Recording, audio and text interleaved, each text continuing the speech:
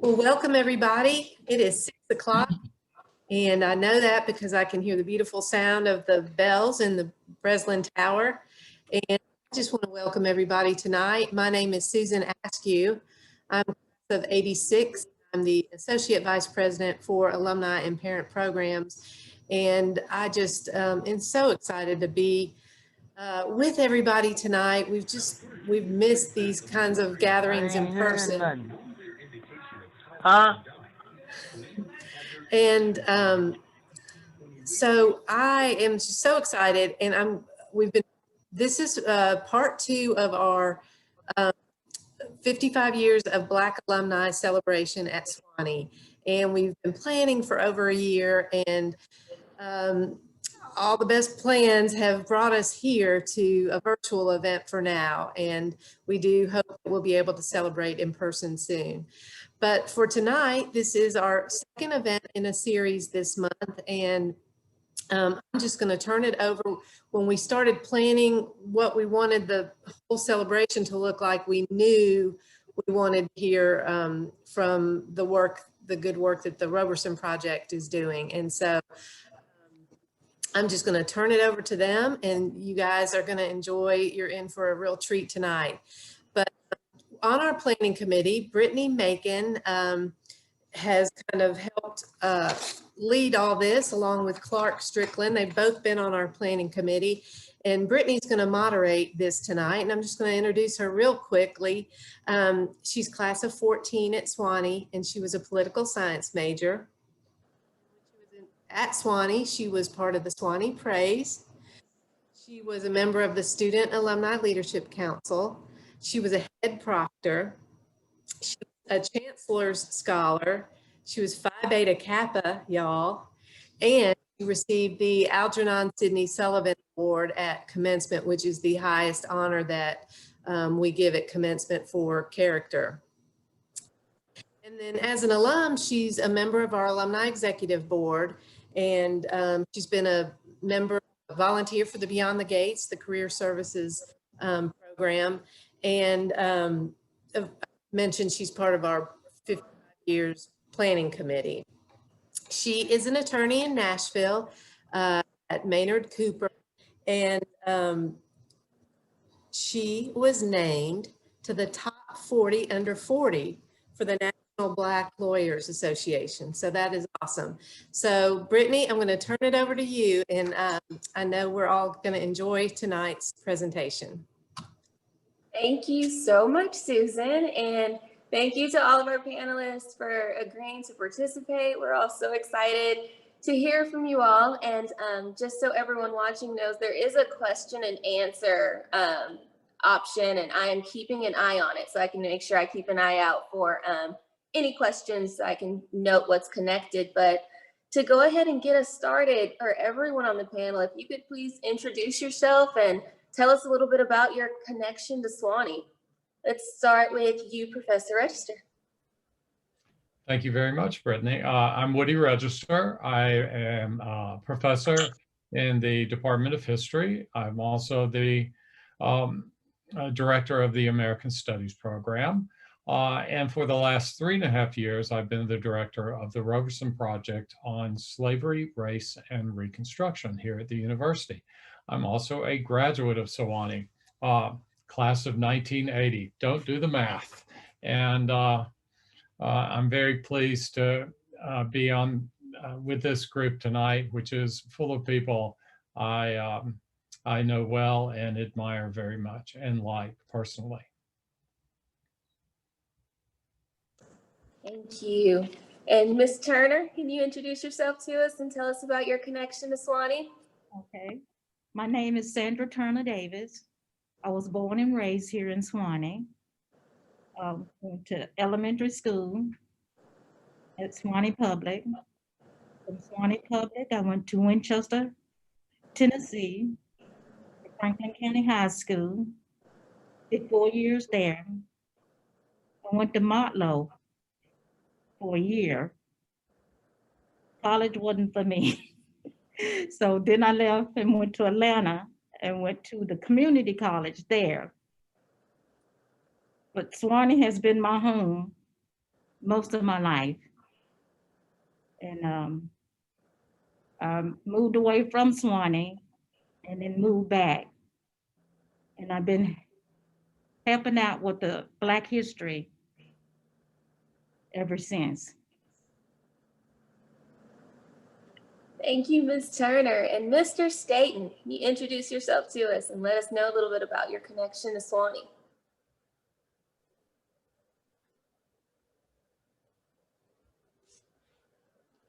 Are we having technical difficulties?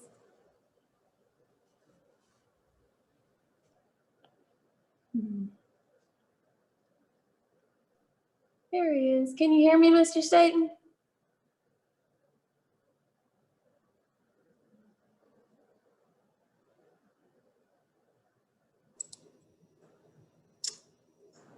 From my end, it doesn't look like he has any audio. Okay, I got you. Clark, can you message him and see if we can see what's going on, and then I can move on and then circle back around? Awesome.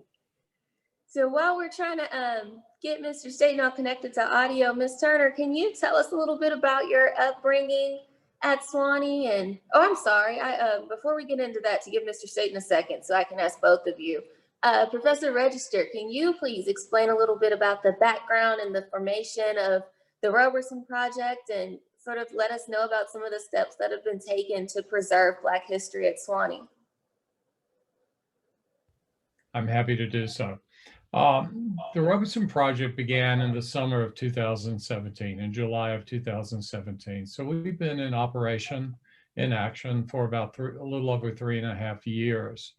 Our first charge, or the expectation of the work that we would do, is that we would follow in the footsteps of a number of other universities in the United States that have begun investigating their historic roots, investments, dependence, entanglements with slavery. Sewanee's own history in this regard is something that has been kept at a distance from our consciousness. It's whereas in truth, slavery was actually central to the founding of this university, and in the 1850s, in the years before the Civil War. So part of what we've been trying to do is to look at the history of the university through the lens of slavery and slavery's legacies. And by slavery's legacies, I mean the long century plus of racist injustice and Jim Crow and segregation in the 100 plus years after the Civil War. So our focus has always been not just on the years before the Civil War, but also on the significance of race and racist injustice on this campus in the long century afterward. But we knew that from the beginning, when we got started, that we didn't want to focus only on the white patriarchs of the university. We knew that this had to be a more inclusive history, a history that included the many people of color, the many African Americans who were essential to the founding of this university and to its long career after the Civil War. So early on, we knew that, that we had to enlarge the stage and to diversify the peoples whose histories are included in this. So as a result, we have been focusing on, first, the histories of the people who were enslaved by our founders. And you think about someone as important to the founding of the university as Leonidas Polk, who was the Episcopal Bishop of Louisiana. Polk owned many hundreds, enslaved many hundreds of people over the course of his life. So we have been focusing on learning as much as we can, even about the people whom our founders enslaved and who generated the wealth, who generated the wherewithal, in fact, the need to found this university. And in relation to that, we're also investigating whether we can identify and connect with the descendants of those persons who were enslaved by our founders.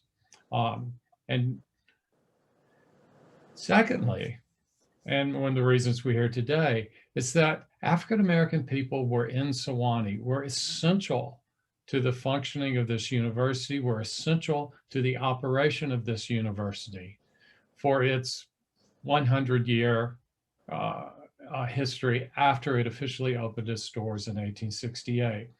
And yet I know from personal experience, from having worked many hours in our university archive, that the archive itself is structured to be a Jim Crow archive. It's structured to tell the story of white Sewanee. You have to look long and hard and in places where you wouldn't expect it to find the history of the African-American people who made this university run. So an essential aspect of our work has been to recover. Can you talk if you unmute yourself? Through recovery histories of those people who But have they been can't hear you. deliberately left out, and to include them in the story that we tell. So in relation to this, we, in the summer of 2019, we launched a project that we call Save Sewanee Black History. And this was an effort to build up an archive of Sewanee's Black history by turning to the people who live in this community and whose roots are in this community to help us recover this history and preserve it. Partly for the interest of the university, we need to repair the damage caused by leaving the histories of these people out of the university's history. But the principal reason is to help the people who come from Swani and their descendants have their history preserved for themselves. And so this is the heart of the Save Sewanee Black History archive that our friends Sandra Turner and Jimmy Staton will be talking about tonight. So I think that's the, and this effort is ongoing. It has been complicated and interrupted by the coronavirus, which forces us to meet in situations like this and has forced us to cancel many of our plans. But one thing I can promise is that our website, our Sewanee Black History website, which we had a very good meeting about yesterday, should be up by the end of this semester, if not before.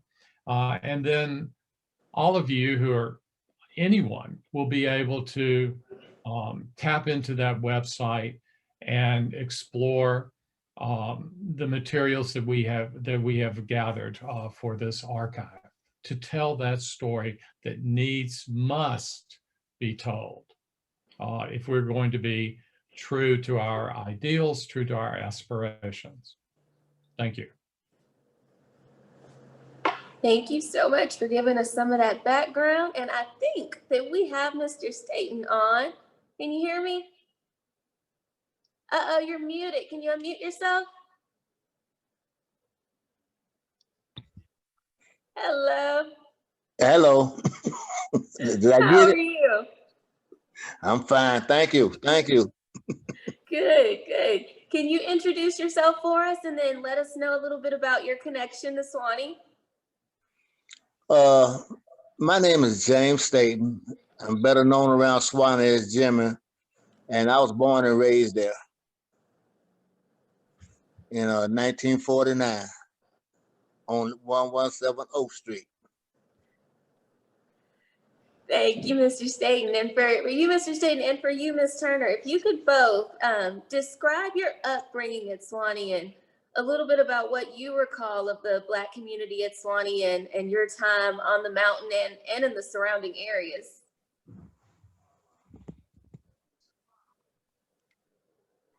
Is this me or is that Miss Turner? Sure, Mr. Staton, you can go first. Go ahead. Well, let Miss Turner go. I'll let her go. Okay, Ms. Turner, go ahead. I guess I was like any other wild child, What?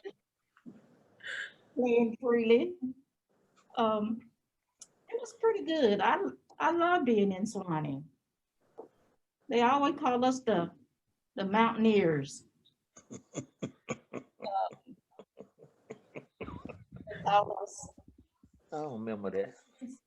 they just called us a lot of things. And we had free this and free that. We played hard. We didn't have no worries. Because everybody took care of everybody. Yeah, look at that. We didn't have no just black mamas. We had white mamas. Hmm. Mamas Yeah. or what. And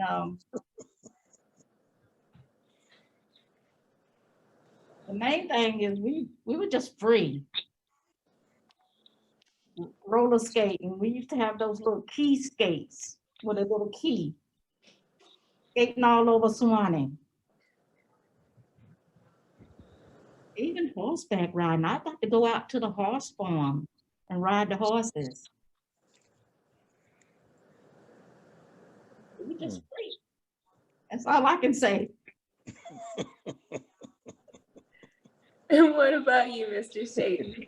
Yeah, we lived on different sides of the. We lived on different sides for a while. She lived on one side of town. I lived on the other.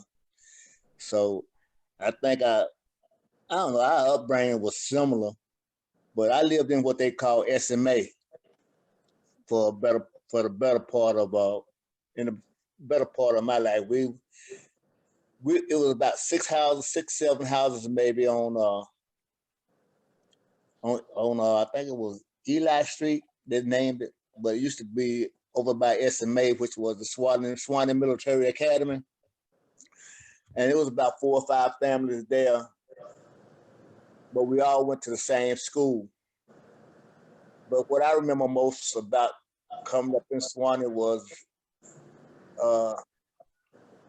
how we would get together on weekends and during the summer and play basketball, softball, baseball. We had that field down by the clubhouse. Well, what do they call it? I forget what they call that clubhouse. The social club now.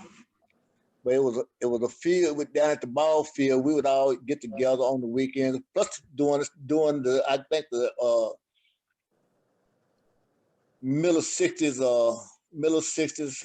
70s, we had a swimming pool that the surrounding towns like from South Pittsburgh to Memphisburg, they would all come. Winchester would all come to Swanee, and it was just like a big family gathering. There was a lot more blacks there than it is now. I think most of them have died. Most of them moved. A lot of them moved because there wasn't.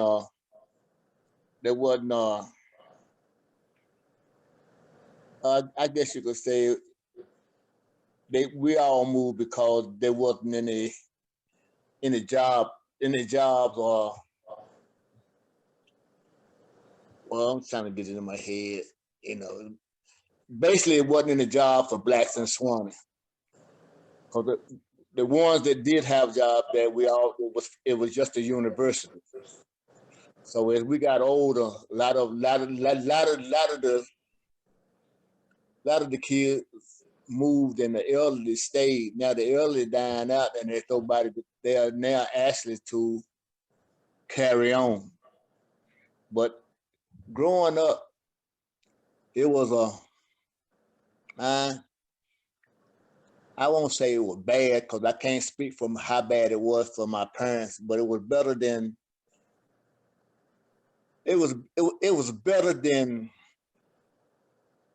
surrounding towns. You know what I'm saying? We was treated a little different in Swanee than they were in other towns around Franklin County. It was just different. And the blacks was treated a little bit different, but they still had like the old Jim Crow rules and stuff. Where it was a law then where we couldn't sit together, but we could patronize the places to go. You know, buy foods, go to the store, go to the little ice cream parlors. We could go to all of them, but we just couldn't sit down because during that time it was a law that we couldn't sit down in white establishments, and most of the establishments in Swanee were white. But we had our own little old section of town where we had the schoolhouse, the church, and our social club was all in just one area. So we played there, we went to church there, and we went to school there. But most of the time, for the most part, I think we all got along well with each other. You know, I'm saying we were like one big happy family in Swanee. You know, it was just everybody knew everybody. Mostly everybody started out working from around Franklin County. Everybody at one time or another just about worked at Gaylor Hall. They worked for the university. They worked at the military academy. So I guess we were kind of envied by the other towns because, you know, we never had any problem. It's when we left Swanee, I think we were ill prepared what we were going to run into, you know, as we got older, because that's when we actually started facing racism and things called different names and stuff that we didn't actually hear in Swanee growing up. So when we left Swanee, it was different. But I do remember just having a good time over the SMA because we had the woods back there. We all walked through, and on Sundays we would go up to the end of the lane where we lived, and we would watch the academy on Sunday marching to St. Andrews. So that was a big treat for us on Sundays, is to watch the cadets march from their school to St. Andrew, to St. Mark's. Well, it wasn't St. Mark's, All Saint Chapel is what I'm trying to say. That's where they went to church on Sundays. But I guess I'm with Sandra. I mean, we just grew up having a good time. You know, if you did something, well, your mother would know it before you got back home, and then we didn't even have cell phones, you know what I'm saying? But if you did something wrong, your mother would know it before you got back to the house. So for the most part, Swanee was a beautiful place. And I remember when they first started integrating Swanee, and it's a whole lot different now, you know what I'm saying? To see you young Black ladies and me in there now, you know what I'm saying? That's a joy. But, you know, still some things that could be improved probably. But I know that most Blacks now, this one that's there, I don't think it's never going to be the same as when we were growing up. So that's basically what I have to say about Swani. And you mentioned Gaylor. Someone's asking, is that when Gaylor was the cafeteria? That's when Gaylor was a cafeteria. Yeah. Okay. Well, thank you all so much for giving us a little bit about your experiences. And what I also want to hear about is your experiences with the Roberson Project. So how has it been sort of being able to share these stories with the Roberson Project and to see Swanee start to embrace both the good and the bad of its history? And what do you all want to see out of the Roberson Project and see for that growth? And we can start with you again, Ms. Turner, if you want. Well, I don't have a computer, so I don't know what's going on in Swanee. I go by here, and I just love it. so nice and quiet. And if there's anything going on, we just need to find out about it. And I just think it's wonderful.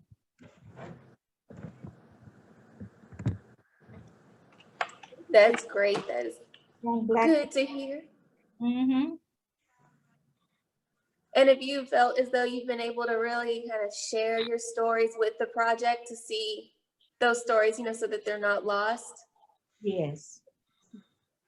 Love Clark, Mr. Register.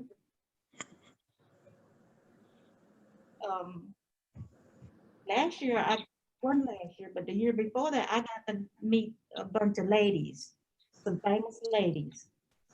And that was wonderful, just to hear their story. And I met one of my babies that I helped raise. Yeah, I love the kids up here, big babysitting. And I just watched the kids. Even Susan's son, he was one of my babies. Now he's 16 years old. I just can't believe it.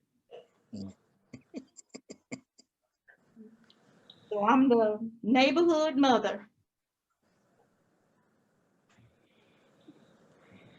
That is great. And what about you, Mr. Staton? How has your experience been working with the Roberson Project? And has it been exciting to see Swanee start to really embrace and recognize its past?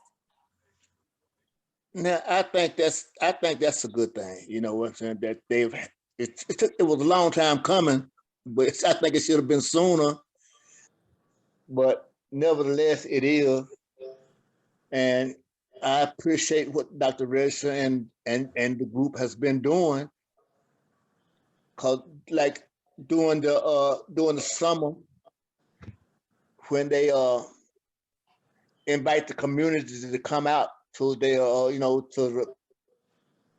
think we've been together twice, you know, to talk about Swanny and to show them around Swanny. And I think that's been wonderful, because we know you get to see some of the other people who used to live in Swanny, and they've embraced it pretty much, you know what I'm saying?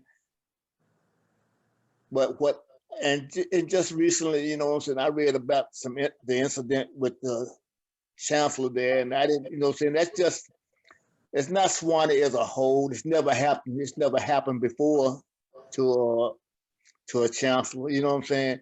But that's just what happens every now and then when ugly raises its head.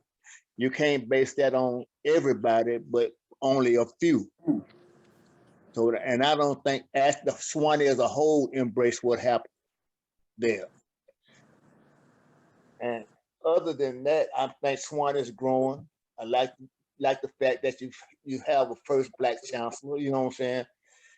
And there's a lot of other firsts that has come along since my time, but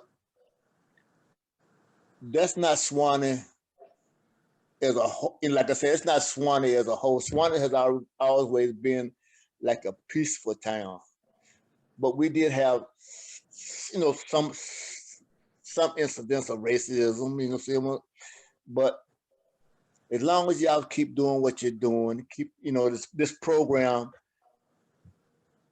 I think it's helping a lot of people around Swanny to come to grips with their past. You know, sometimes it's hard to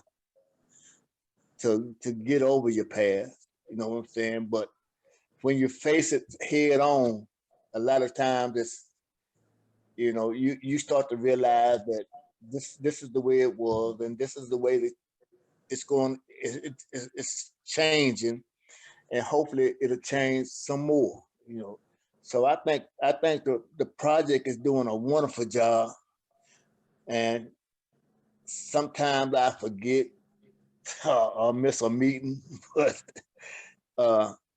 nevertheless, I'm enjoying it. You know, I'm enjoying what they're doing. I'm enjoying being a part of its growth. You know what I'm saying? And then, you know, what's happening now, you know what I'm saying, it's a good thing, and I hope you continue to do it. And you actually led us to my next question, Mr. Staton. So I know that we've all seen and heard in the news of what did happen to Chin Hall and to the Vice Chancellor, and the vandalism to his Right. home and some of the threats that he's received. And, you know, even outside of Swanee in the news, we all saw people with messages of white supremacy at the US Capitol. And to see that happen at Swanee, what is your take on that? What's your opinion of that? I know you kind of gave yours a bit, Mr. Staton. If you want to give us a little more detail on that, and yours as well, Ms. Turner, I'm interested in hearing of what's happening at Swanee and sort of how that compares to what's happening in the U.S. as a whole right now. I mean, there's a small group of people, you know what I'm saying, that's always gonna believe in untruth. You see? And I think that this was a way that they were just lashing out. You see what I'm saying? It was sorry to happen, but I'm glad the Vice Chancellor stood his ground. You know what I'm saying? I'm glad that he's not going to be forced to leave because of this incident, and I'm glad that he mentioned that he's not basing on the whole population of Swanee. You see what I'm saying? It's just a small group. Even when we were coming up as youngsters and into our adulthood, we had the same occurrences. You know what I'm saying? Because people started, the same people that we grew up with, the white kids and stuff, after they got a certain age, we started having a conflict. You see, and it was just a few, but it wasn't Swanee as a whole. And I didn't judge all white people as the same. You see what I'm saying? No more than I would judge all black people the same.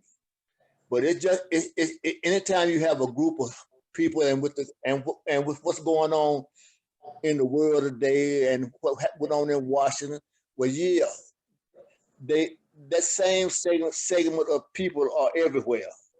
They have some of those in every society. You know what I'm saying? Wherever you are, you know, it don't matter where you live in the suburbs or the ghetto, you still have those same people who have that belief. You have people who gonna follow wrong regardless. You see what I'm saying? But it's the good would outweigh the bad. And I think that's gonna be what's gonna happen in Swanee. I think there's more good people in Swanee than there are bad people. And a lot of time they'll get rooted out. Because there's not going to be a lot of people who's not going to stand for it. Just like when we were coming up, there was a lot of people who didn't stand for the way we were being treated by other whites there at the time. So my feeling is it's going to be all right. You know what I'm saying? I just believe that with the program that the university is carrying and the way things are going there now. I know a lot of the town people has changed in Swanee. You know, it ain't the same people that was there when we was growing up. So it's going to change. And I think maybe the ones that's doing that, what happened with the Vice Chancellor, I think they may have been like just a handful. I don't know whether it was town people or students. I don't know. But I know it's just a handful. And usually a handful can cause a little bit of ruckus, you know what I'm saying? But eventually we'll get over it. And I'm just hopeful that it'll end, and it'll end in a peaceful manner. Thank you, Mr. Staton. And Ms. Turner, I want to get your thoughts on this too. Okay. A lot of the kids that I grew up with, like Doug Cameron and his family, we still get along. We still keep in touch, especially on Facebook. So they can't say that we have disagreements with our friends. But we still get along. We still talk. We still see each other when we come home for special occasion. So the Cravens, we all get along. And Gordon Taylor, he loved the Cravens. And we just have a good time. We don't forget each other. We always include them in other things that we do when we come home for the holidays. And this stuff about the vice chairman, I don't even know anything about it. So I can't comment on that. I think I've been secluded over the pandemic. Mhm. So I enjoy the peacefulness. Well, I have one more question for you all, and I know that we've gotten some questions from the people watching. I want to make sure that we have a chance to get to those questions. So for my last question for you all, and Professor Register, I'm including you in this as well. What is the message that you all have for future generations at Swanee? And how do we continue to preserve this history? And how do we make sure people don't lose sight of the importance of preserving this history? And we haven't heard from you for a while, Professor Register, so I'll let you start. Thanks. I think because that question really is at the heart of the matter. One of the points that I make to people and some of the younger people who are tuning in, this may be important for them to hear. If you had come to Swani in 1970 or even 1980, you would have encountered a town that was Black and white. There were very few Black students, but there were a lot of Black people in the community, and you saw them everywhere. You saw them in the Union, or later the Bishop's Common. You saw them in Gaylor. You saw them all over campus. So this was a biracial community. Today, there are almost no Black residents of Sewanee, whereas we have many more Black students and students of color. And when people come here today, they think of, the way Sewanee is today is the way it's always been, a kind of lily white community with, except for the Black students. And so I think it's really important that students now and in the future see themselves as part of a continuum, a continuous history of Black Sewanee. And so it's important that the stories that Mr. Staton and Ms. Turner have told us not be locked in the library, not be sort of cordoned off in these storage areas. These are stories that need to be visible, need to be told outside the library. You need to see all of the faces that have been part of Sewanee's history. And this is one of our sort of central aims, is to reintegrate the history of Black Sewanee, and that includes the pioneer students and then the later generations of students who are here, but who are not often seen in the in representations of the university's past life. But they were there, and they made important contributions. So, and for me, and I think for many of us, and I think the Roberson Project has certainly been important to a good number of students of color who've been centrally involved from the beginning. This is not about making students of color feel at home in Sewanee. This is about making students, creating conditions so that students of color know this is their home. Not that they're invited here, but that they have an equal claim to the long history of this place and an equal claim to the present and its future. And so I think that's at the heart of what we're doing for the college community itself. And Mr. Staton telling the story of his family of growing up here, Ms. Turner telling the story of her mother in the brilliant and long oral history she gave us. This is all part of that, of what we're trying to do.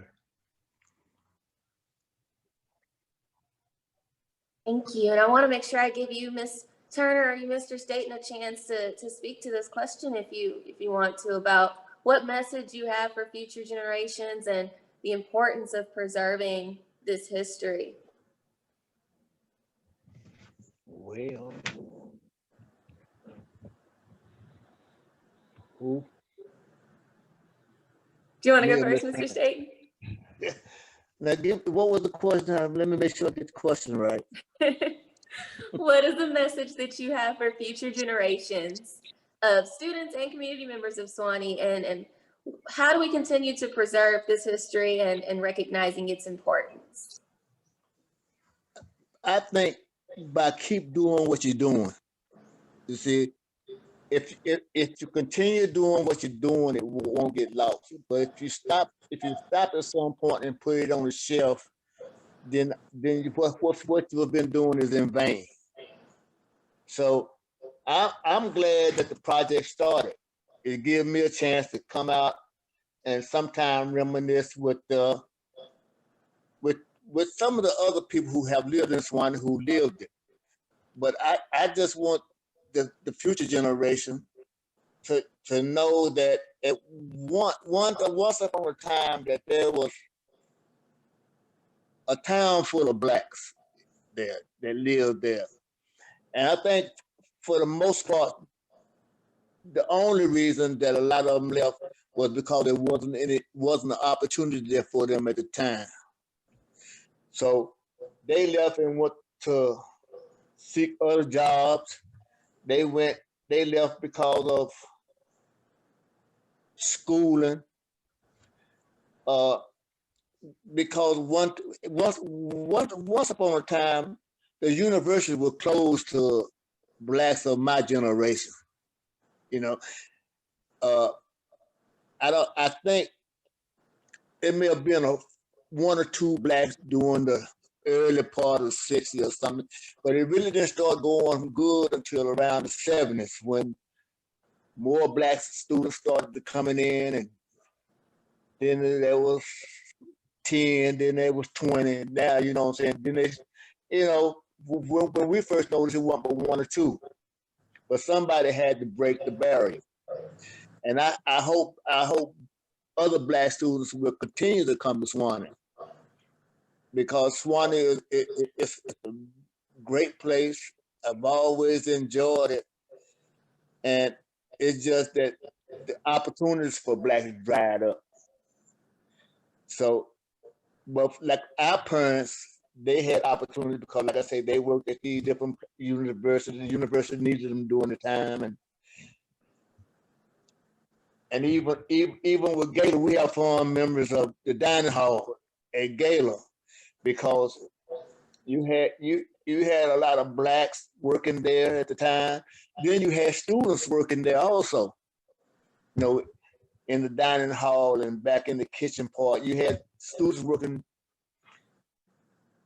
And we got along, you know, they got along well with us. We got along well with them because they were seeking an education. That's what they was there for. You know what I'm saying? They wasn't black or white, but when they worked together, it wasn't surrogated. They were there doing the same thing we was there for, to make a living, to go ahead to finish their schooling. But I just hope that by what you're doing, like say, it's not gonna be set back on a shelf somewhere, you know what I'm saying, and forgotten about. And as long as we have students like you and Miss Kirkland and people like Dr. Register, and I don't want to start calling names because I'll forget somebody, but you all are doing a good job, you know what I'm saying? So somebody has to continue this program And I hope more people like you, like more students will come in and enjoy just the serenity and the beauty of Swanee. And it's somewhere we eliminate this racial divide. And I think it will happen with people like you and the others who's working toward this endeavor. So I'm just glad that I'm a part of it, and I wish we wish we had more that was a part of it, but I don't know why more people don't get involved with it. I guess some have better better memories of Swanee than others do. You know what I'm saying? So you all just keep doing what you're doing. Thank you, Mr. Staton. And Ms. Turner, do you want to speak to that? Any messages that you have for the future generations? My mother would be laughing out loud right now. So she was all into history. And she would have liked to have been here to say us a couple of words.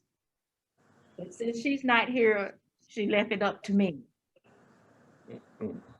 And she would just be tickled to death. But her and Miss Sarah Staton was very active up here, trying to get the Blacks into white school. And it wasn't for them, we don't know where we would have been. And we just love that you all are coming here and helping us out by doing the Black history and just open us up. And like Jimmy said, I just wish it was more of us that could have came out and opened up. And that would have helped us a whole lot.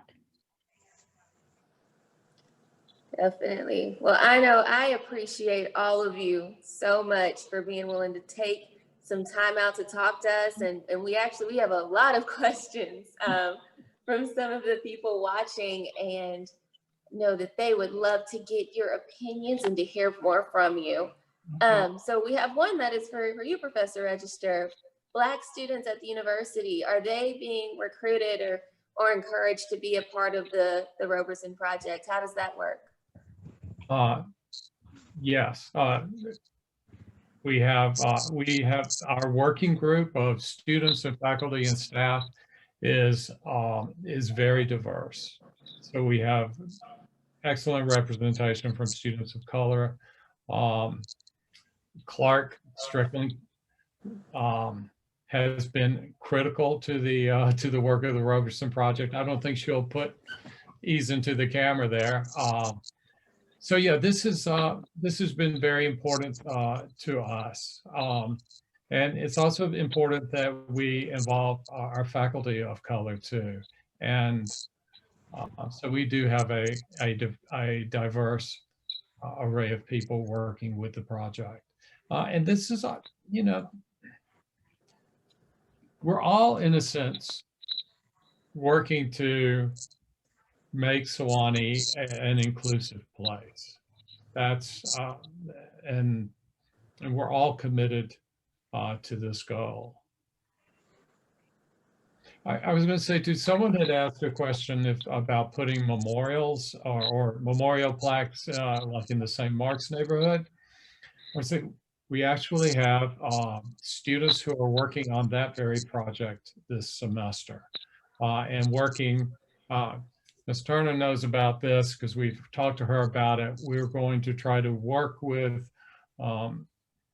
people from the Black community in Sewanee and their descendants, and working together so that they can decide who and what needs memorializing in that neighborhood. And this is part of what I was talking about earlier of making that history visible and known.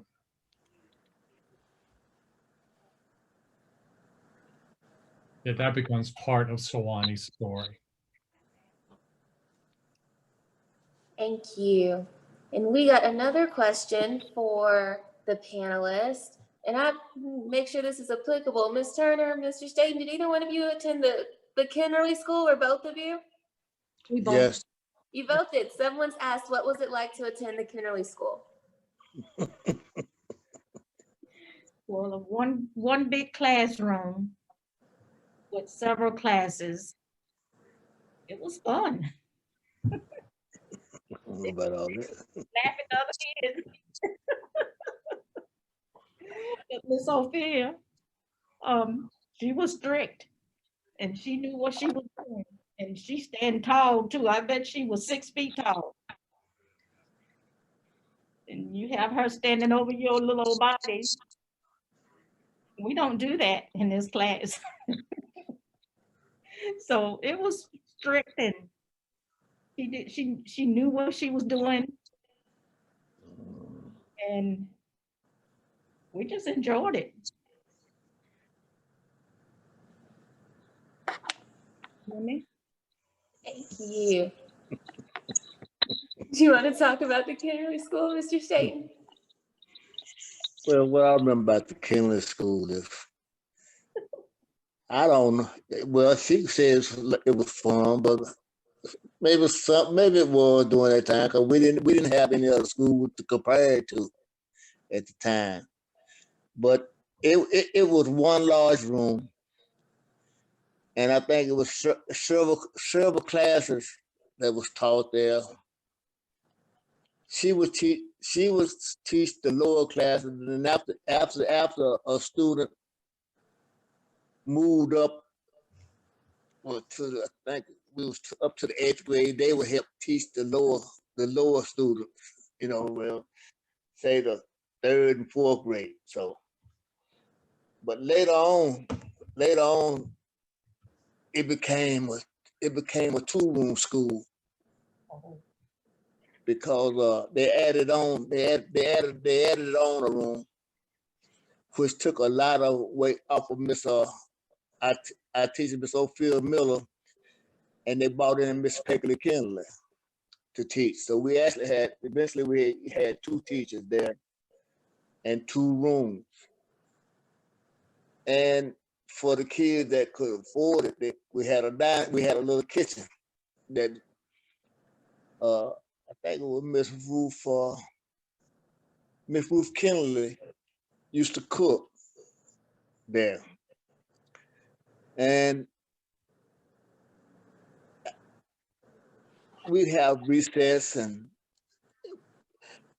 we'd all play. We have a certain recess, we go out and play, but we had these merry-go-rounds and swings that was when you look back on it, was some of the most dangerous things in the world. But we survived. And it wasn't, I think it was a year or so ago that they actually moved it from the field down by our community center. So it stood there for a long time. But I still remember the merry-go-round. I still remember the swings and the slide. So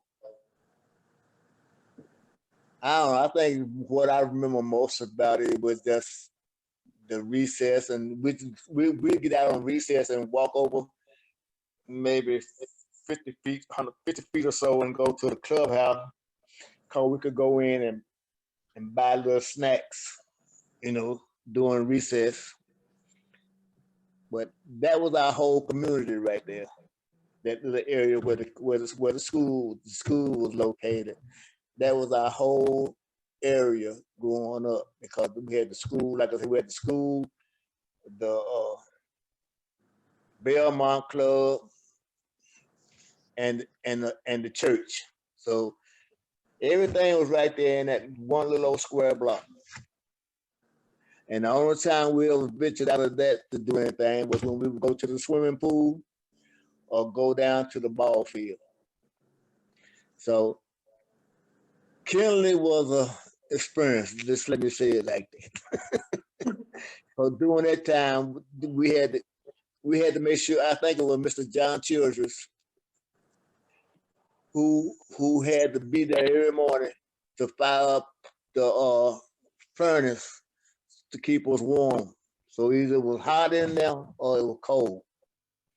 There wasn't no in-between temperature.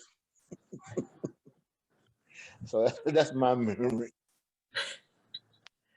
Thank you. And we got another question. And they're asking, are there things we can do to help broaden the Swanee experience to ensure our students of color feel embraced? And I'll open that up to anyone who wants to talk on that on the panel. Well, we don't have a whole lot of Black kids up here. Very few. So I have no idea what we can do to keep them here at the Sewanee Elementary. I know you for a fact here in Swanee. It's gonna be a new day. Yeah, I'm a little hesitant to say what myself what we can do, because I think the way you answer that question is by asking students who are here today and who have been here in the past. I think that's where the answers start. I hope that what the Roberson Project is doing, you know, in its broad array of interest and projects is contributing. And I think it is, but it certainly isn't the only thing that's being done, and then or the only thing that should be done.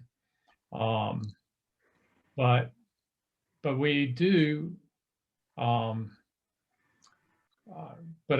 So I think that asking students who are here now and who have been here in the recent or even more distant past, how this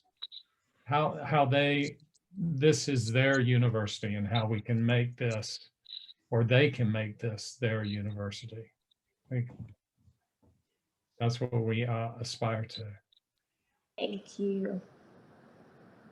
And then we have a question. They're asking the community center that you mentioned, Mr. Staton, where was that located? Was it behind Quintard Dorm, the old military school? Where was that ball field that you were talking about?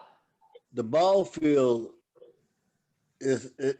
was down where the community center is now. But it used to be another building before they built the community center, which made it look much larger during that time.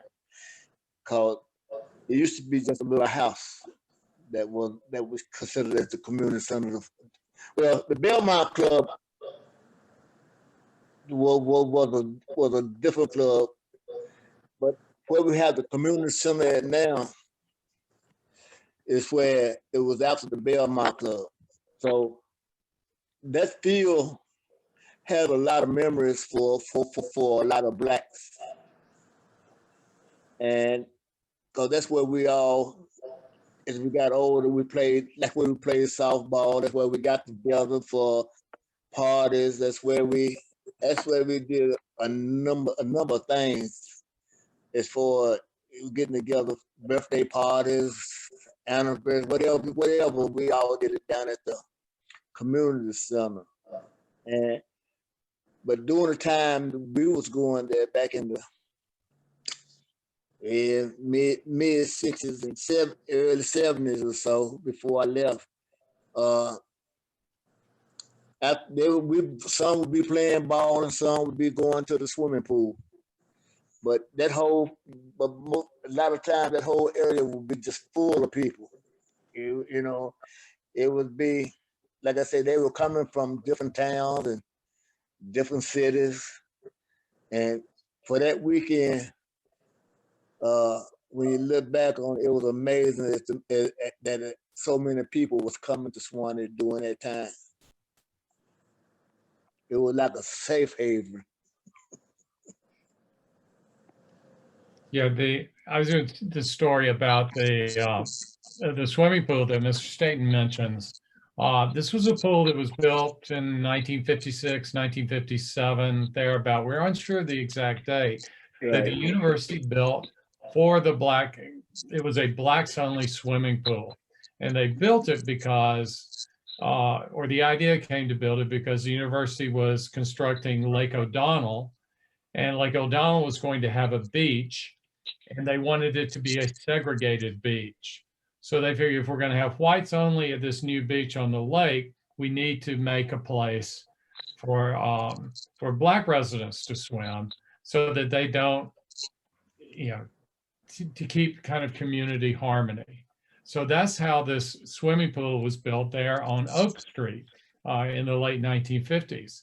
But what Mr. Turner says is the great part of it, is that the swimming pool ended up being a magnet for Black people from all over the area to come to Swanee, especially on the weekends.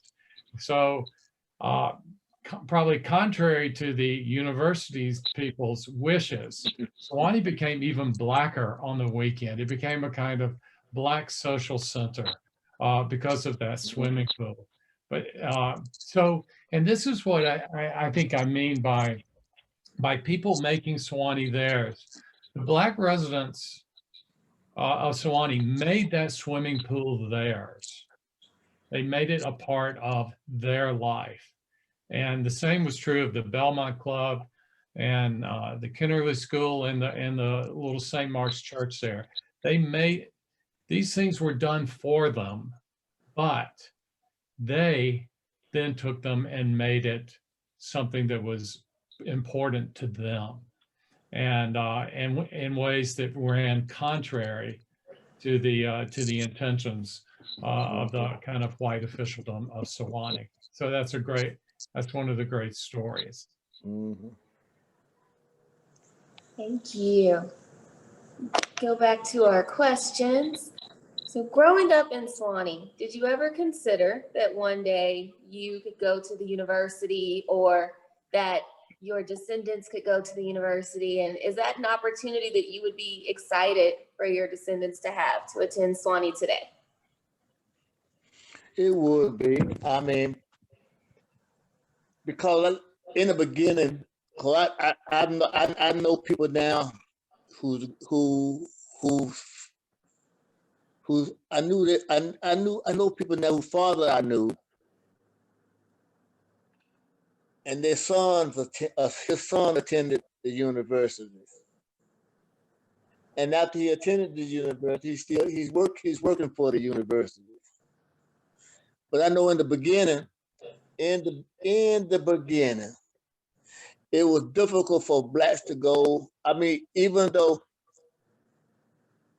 it was all right to sort of mingle and talk with the cadets and to talk with the students,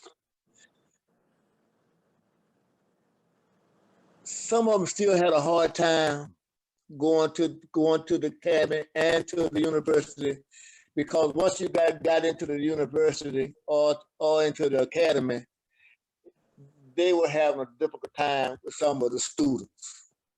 You see, they were making it hard for them, to succeed. But some of them did, and some of them had to drop out and leave. But as time went on, and students kept coming, it started to getting better for Blacks. It's probably not as hard for you today as it was for some of the guys and girls that I knew who were first entering the university and the academy. Even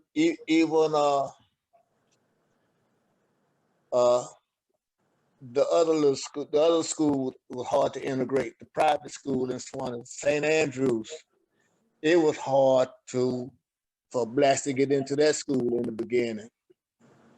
But now it's getting better because you see more Blacks going to St. Andrews. You see more Blacks going to the University of Swanee. But I think when they closed the academy some years back, I think it had gotten a little bit better. But overall, I'm glad to see what I'm seeing. And I'm glad that,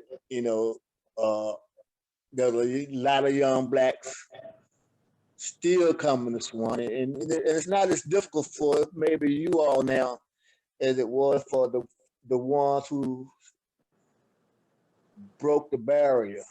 See? And somebody had to break it. So it's just like anything the blacks had to struggle for. You know, somebody had to break the barrier. Somebody had to take the blunt of the racism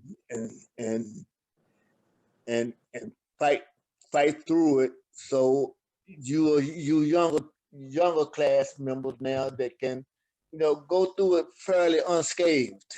You know what I'm saying? Not say I don't know, I'm not sure, but I don't know if y'all had to endure any type of racism or whatnot, but I'm sure it wasn't as bad as the ones who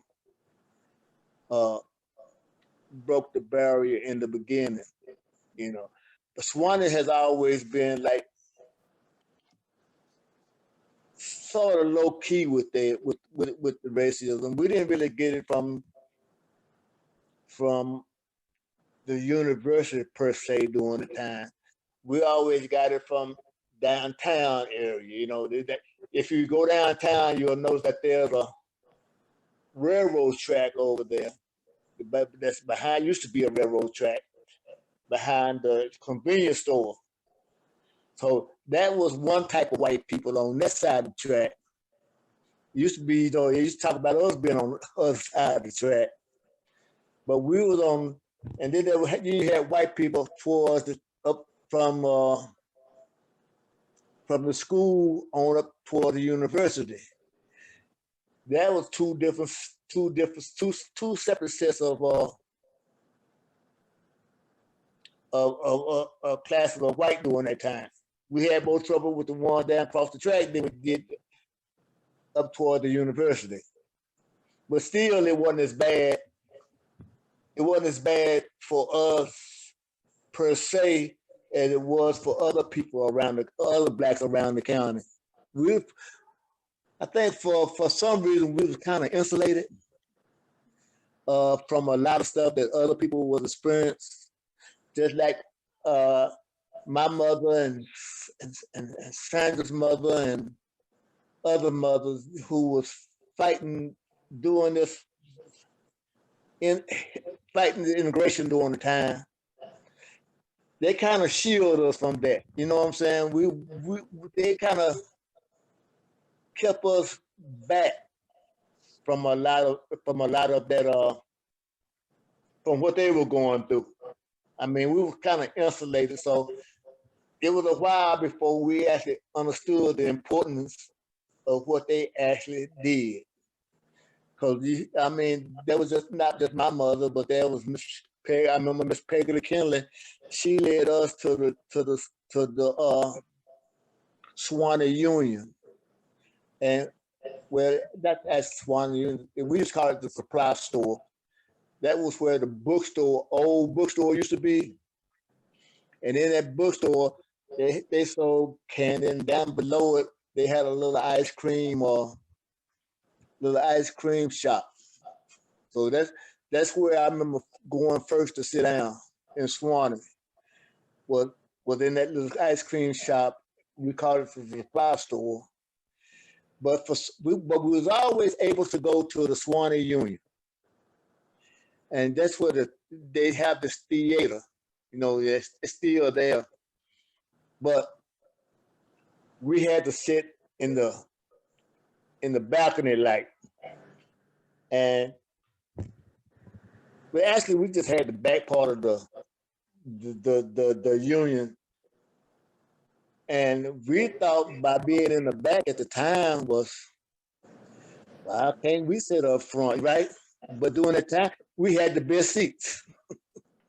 And they had this place called Tubby's in Montego where our parents used to go to socialize. And, you know, they used to have to say blacks had to go to the back and the whites had to go through the front. But back when we were going to the Tubby's, that was the best seat. Even the whites wanted to come back there and sit with socialize with us during that time. But the owner would always say, well, if they can't come up front and sit with you, you can't go back there and sit with them. So that was just some of the things about Swanee during that time, you know what I'm saying? How blacks were treated. They wasn't treated bad, but they just had a certain standard or a certain rule during that time that they had to follow.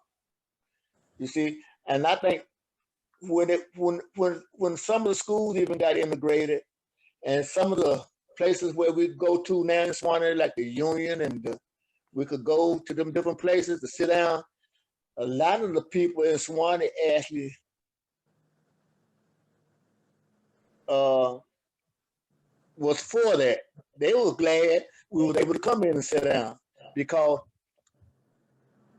a lot of times it made them look like it was them not wanting us to come in when at the time it was the law. So it wasn't a good law, you know what I'm saying? Like this, they got laws, but that was a law. We couldn't do certain things, and they had certain things on the books that you couldn't do that you could actually get jail for. But I think they've erased a lot of that old, per se, stuff that we couldn't do, you know what I'm saying? But Swanee was always this place that, you know, like I said before, it was always like a safe haven of sort. Because on the weekends during that time, you had all these black people who would come to Swanee from all around the county and outside the county, and there never was a police officer nowhere to be found. You see what I'm saying? So now if you have an event, you got police everywhere, but during that time, we actually policed ourselves. So that's something else I miss. That's something else I miss about Swanee, because we just had so much fun there. And like, I left early. I think I left in 1960, 68 or 69, and I moved to Nashville. And after I moved to Nashville in 1970, I entered the military. And see, I actually didn't come back home until 2007. That's when my mother had started getting ill. So when I returned home in 2007, because at that time I was retiring from my job in Virginia, and my health was pretty good, and everything was lining up for me to move back. So I didn't have any more obligations in Virginia and I was still in good health. I was financially able to move back home, and I was glad I was able to do that, because my mother died in 2013, and I was able to spend some time with her before she actually passed. Thank you, Mr. Staton. And Susan, I'm gonna keep asking questions basically until you shush me. So I don't know if we have time for a couple more or what. Cool. Okay. So Ms. Turner, I'm gonna ask you this. Someone's interested in hearing about how many kids and families that you all had to interact with, and if you all were able to go around campus. And I'll combine this with another question. Someone else has asked if you explored the forest, the caves, and the waterfalls, and if you were able to explore those areas. No, I'm scared of snakes. And so I only did that in the wintertime when I know nothing's moving. And that's how I got to see Swanee. All the animals, they can stay out there. And as a little girl, we used to go to Wonders Cave, and that's in Tracy City. Yeah, all those ones. And that's about as much cave that I wanted to do. And it was fun. It was cold, but it was fun. We had a lot of kids. You'd be surprised, a lot of kids. I bet you I had over 100 kids that's already graduated out of, just from infant. Susan's son is one of them. That's Spears. We had the Croon boys. We had, oh, I can't tell you how many you forget after a while. Because the kids will forget you after a while. No, I don't know Miss Sandra. And I said, yeah, I done forgot you too. But we've had some good times. Some good times. Some still remember you and some don't. Thank you. Someone is asking about the vandalism at the Vice Chancellor's house. Do you think that that was a reaction or a result of racism or a reaction of other policies? And say, I don't know anything about the racism. I know there was something on campus that was going on, about some fraternity. But I was never on campus. Yes. So we did our own thing. Thank you. And I'm sorry, I couldn't tell if you were trying to say something, Mr. Staton, were you? Maybe I was, I don't know, but I can. You can if you want to. But about that question about do I think if it was something about what was going on with campus or something else. I think the little bit that I do keep up with, I think maybe it has more to do with something that may have been going on in campus, because I think it came up one time about drinking and partying on campus, you know what I'm saying? So I think they had one time kind of wanted to stop that from happening. And I think I read that out of everything that happened to the Vice Chancellor, it was when someone throwed a whiskey bottle in his front door, in his front door.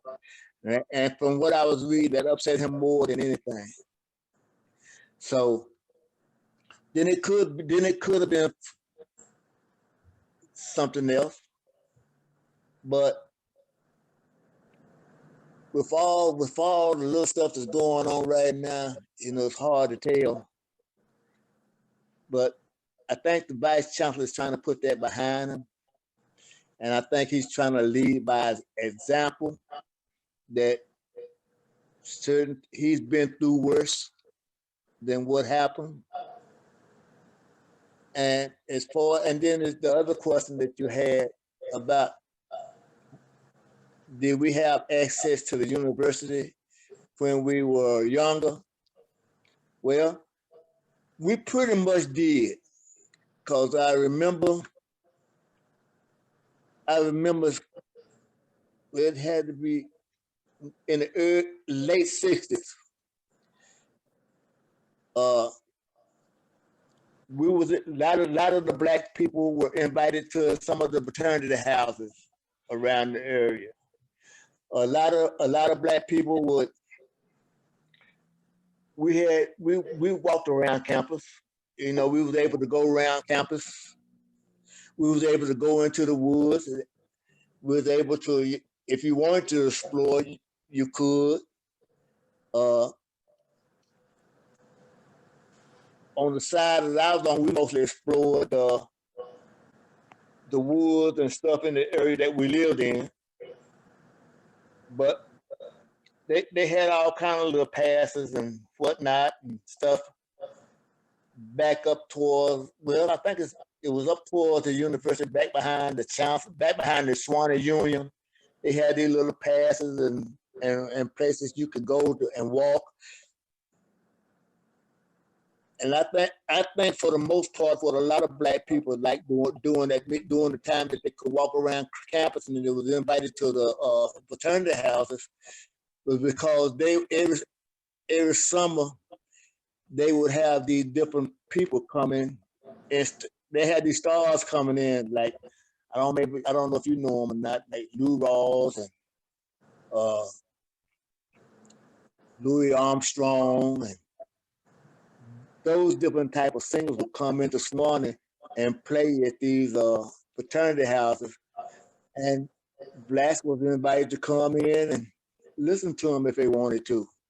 So yeah, but later on, different things started happening, and a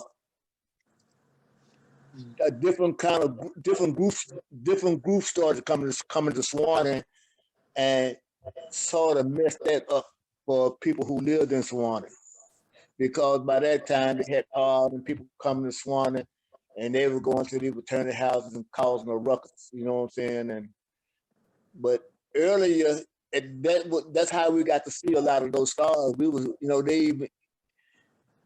I seen a lot of them, even at Gary Hall. They used to come, Julian Bond and different speakers and stuff would come to Swanee, and we was always invited to.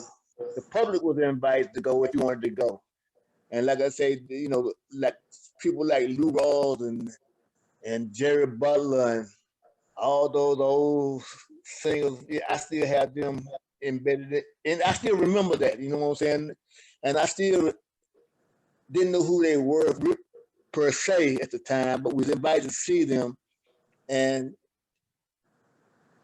when I got older and realized who they were, I think it was a blessing that I got to see them. And you kind of touched a little bit on another question that someone had. They asked if you have, either one of you, any memories, positive or negative, to share about students. They're asking about Kappa Alpha Order fraternity specifically. They recall that there were students who would fly the Confederate flag at the house, and sort of, I guess, just in general, your relationship with the fraternities on campus. And I never seen it. You know what I'm saying? Maybe they did, but it was either before my time or after my time. I never seen it. We never had problems with any of the fraternities that I know of, because like I said, before my time and after my time, I never seen a Confederate flag flown in Swanee. You know what I'm saying? Maybe I don't know, it's too early or too late, but during that period, during the period of time that I grew up and the time that I left, I didn't see it. But I said, but later on, a lot of things was starting to happen in Swanee.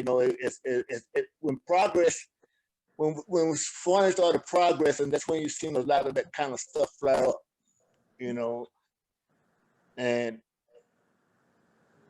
But to this day, I don't ever remember seeing nobody really flying a flag at any of the fraternities and sorority houses or anything. Yeah, and it looks like you agree, Ms. Turner. Was that also your experience? Or Yes. Since I've been back in 2005, I've seen it off the mountain, but not on the mountain. I think they kind of respect Swanee. did you come off mute, Professor Register? Were you trying to answer that one, or were you up? Somebody was asking about the question about the KA house.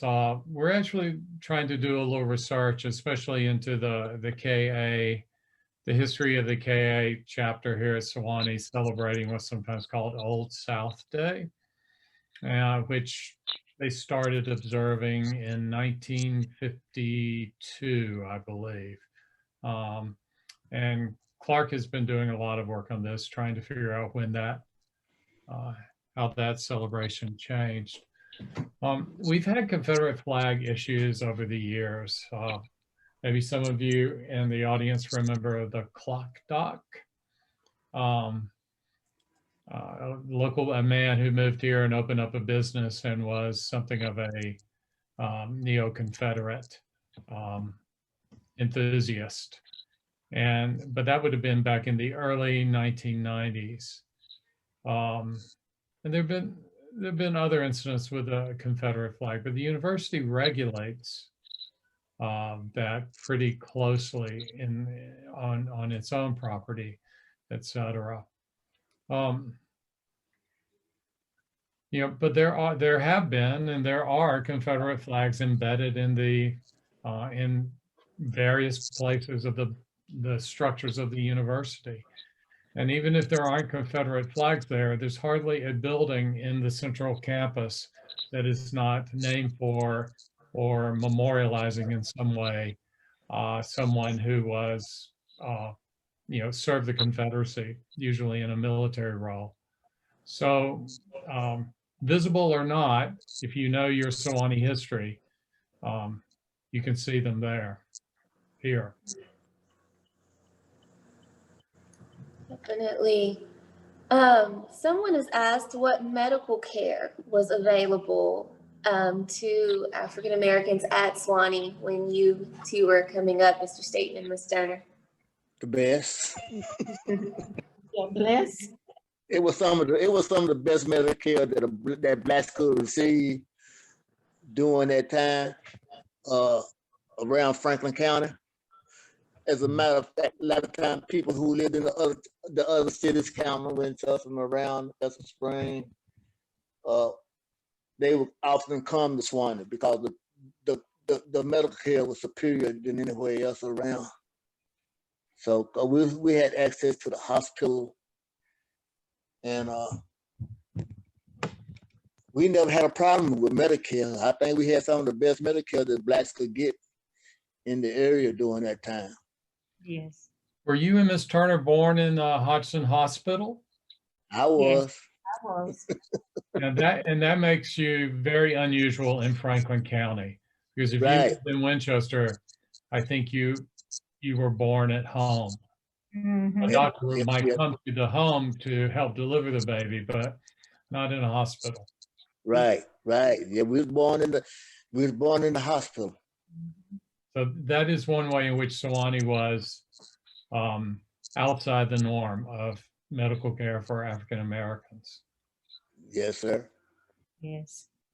And I know Doug is on here too, and his mother was a pediatrician, and she took care of a lot of the children in the community.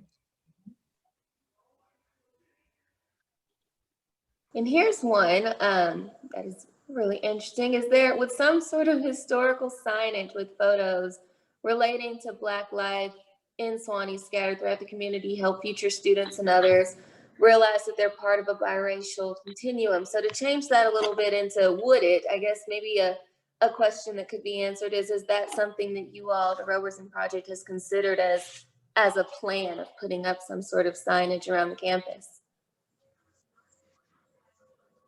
Yes, the students who are Bonner Scholars and Canale Scholars here at Sewanee have received a grant from the Bonner Foundation at the end of last semester. And the idea, and I was saying Ms. Turner knows about this, to hold community meetings and to see who the residents or the descendants of residents of the St. Mark's and SMA neighborhoods want honored or memorialized. So rather than students deciding or the university deciding, we want the people with ties to that community to decide first. And we're hoping to do put up 5 memorials, I hope by the end of this semester. We have to get to work on this. And again, working in COVID situations makes it all that more difficult to bring people together. But that's important. Thank you. I'm going to combine these next two for you two, Mr. Staton and Ms. Turner. The part one, was it hard leaving the Kennerly School and the church behind when they were integrated? And as a part two, do you have an opinion about Odie Parish changing its name back to St. Mark and St. Paul? And do you think that that would help Black former parishioners consider returning there to worship? A lot of us have our own churches off the mountain. So I doubt if they will go back to it. So for me, I think I keep my own church, my own pastor, because that's where I've been. And I prefer that religious over going back to the old. And Jimmy probably feel the same way. Nothing wrong with the religious, but since I've been there so long, I know I won't change. And Mr. Staton, I'll have you answer the first part of the question. Was it hard to leave the church and the school when it became integrated? Were there any difficulties in doing that? Yeah, it was difficult. You know what I'm saying? It was. I think it was difficult for a lot of students during that time because we had our own during that time. And then what happened was when you I'm not gonna say, well, we were more or less, I'm gonna say, forced into this immigration thing. Like but for the most part, I think we all liked our own school because when we integrated, we integrated into their school, into their culture, and it took our name. So we had, say for instance, Townsend Tigers. Now when they integrated, we had to become the Franklin County Rebels. So that was an issue. You see what I'm saying? So when you integrate, you take what we've known all our lives and take our mascot Tiger and turn us into rebels. You see what I'm saying? So that was difficult. It was difficult trying to integrate with people who didn't want you there. And for the most part, we didn't want to be there. We preferred our own high school opposed to being made to go to someone else's school. So it was difficult. As far as the church, it didn't matter whether they changed the name back or not, because it would always be Odie to the ones who grew up with Odie. And probably the reason why most wouldn't come back now is not so much that we are in other churches opposed to the drive, you know what I'm saying? The distance, you know what I'm saying? Because that's the biggest complaint about Swanny now for the aged. They don't like driving back and forth up the mountain anymore, you know? And if they didn't have to come to the mountain, they probably wouldn't drive up here to the mountain. So that's one of the major issues. And just by them changing their name, it's not gonna make them change their minds about driving to Swanny to go to church. It's just not gonna happen because, like I say, they up in age now, and they rather be be close to a church opposed to having to drive 12, 13 miles to a church. Did that help you any? No, it did. Thank you. And thank you all for being willing to take time out of your evening and talk with us and answer all these questions. I know I appreciate it, and I'm sure everyone else who participated appreciated it too. And I guess I'll give it back to you, Susan, to close us out. Thank you. Thank you so much, Brittany. You've been a wonderful moderator tonight. I've just enjoyed it so much, and I feel like I can speak on behalf of all those who attended as well. And so I just appreciate hearing all these stories. And I especially appreciate letting this, this presentation be part of our 55 years of Black Alumni at Swanee celebration. So thank you all for the work, the important work you're doing at the Roberson Project. And I just want to let everybody know that we have some ongoing events coming up, but the one I really want to mention, and I hope you'll join us for, is Thursday, February 25th. We're doing a celebration to honor Eric Benjamin, class of 73. He was the director of the Multicultural Affairs and for almost 40 years. And he retired in the middle of COVID, so we were not really able to celebrate him and honor him. And so that event will be open to everyone who wants to join us. So thank you all. We're going to continue the rest of the month with some celebrations, and it's just been so fun to be with you all tonight. I appreciate you taking the time to be here. Thank you all. Thank you. Thank you. Thank you.